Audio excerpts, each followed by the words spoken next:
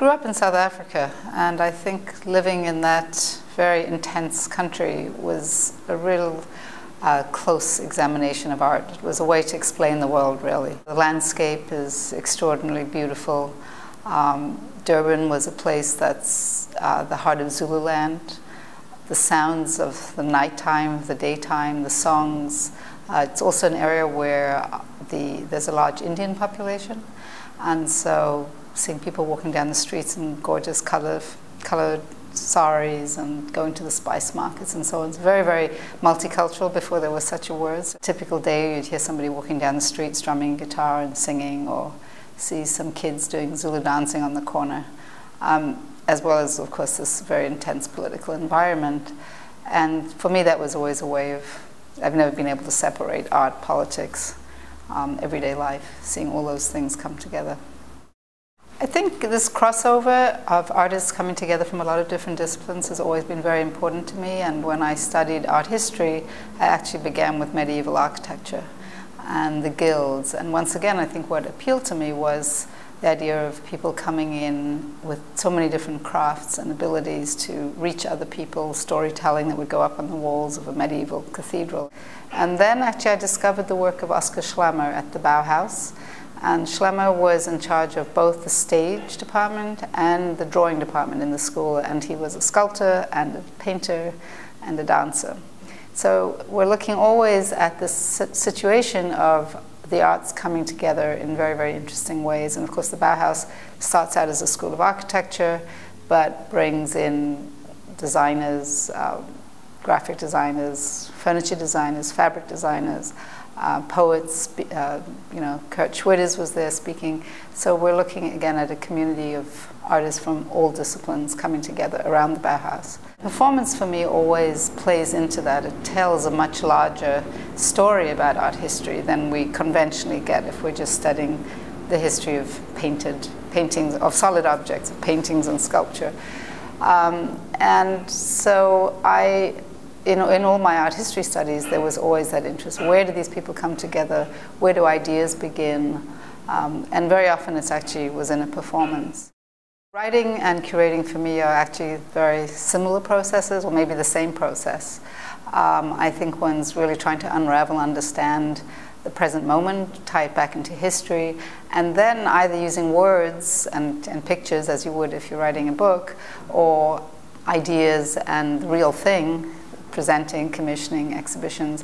What you're really doing is trying to entice audiences in the most wonderful way. You're really, I feel, this responsibility to not only inform, but also inspire and grasp people somehow, sort of by the throat if necessary, the sense of, what is exciting about this work. And then to go into the commissioning area, that's a little bit different. I really started commissioning. It's really, it's almost very personal to talk about it, because I feel commissioning is about desire. The starting point is really to create something that you haven't seen, but somehow it's about, you're hoping, it's a wish that this project is going to actually just be utterly beautiful and take you into another realm. So that's another part of this desire to bring first myself, I guess, and then hopefully the audience around us, to create works that will take us into completely new realms. First commission actually was really, again, came from a very emotional experience. I was sitting in Venice watching Shirin Neshat's installations, a wonderful film called Turbulent, and literally sat there and thought, wouldn't it be beautiful if performance had these qualities?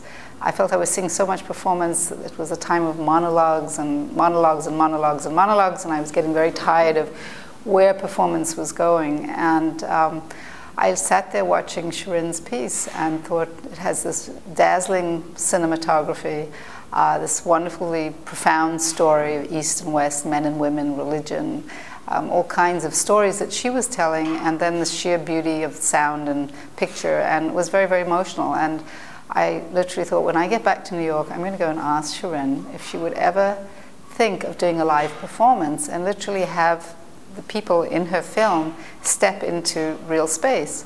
And I came back to New York and asked her, and she said yes. The first commission was such a wonderful success and so beautiful, and somehow stayed with me and with anybody who saw it for a long time. And I really decided, it took me a little while to realize that I wanted to do something that really spoke about a new kind of performance.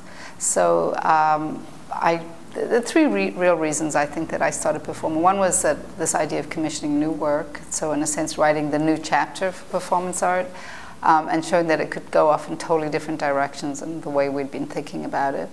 The other was really the history of performance. I was getting very tired of people treating it as this on again, off again, like, oh, performance is back. Well, it never went away, you know, or very much the sense of performance being a sideline, you know, that you'd see a performance at the end of a long day at the Venice Biennial of walking endlessly for, you know, 8 hours looking at art objects, and then there'd be a performance at the end of the day, not in the optimum, you know, not the optimum way to see a piece of, you know, a new work in that sense. So I really felt it was time to take this history and bring it to life in very profound ways. Because I feel it was really shaped the 20th century, that 100 years later we're still not dealing with the fact that performance has been absolutely integral to the history of art. It's not something that suddenly appears and disappears. So the idea of performance was to create this environment where we could look at the history in a very, very particular way and bring it to life, and then to commission new work and, in a sense, write the next chapters.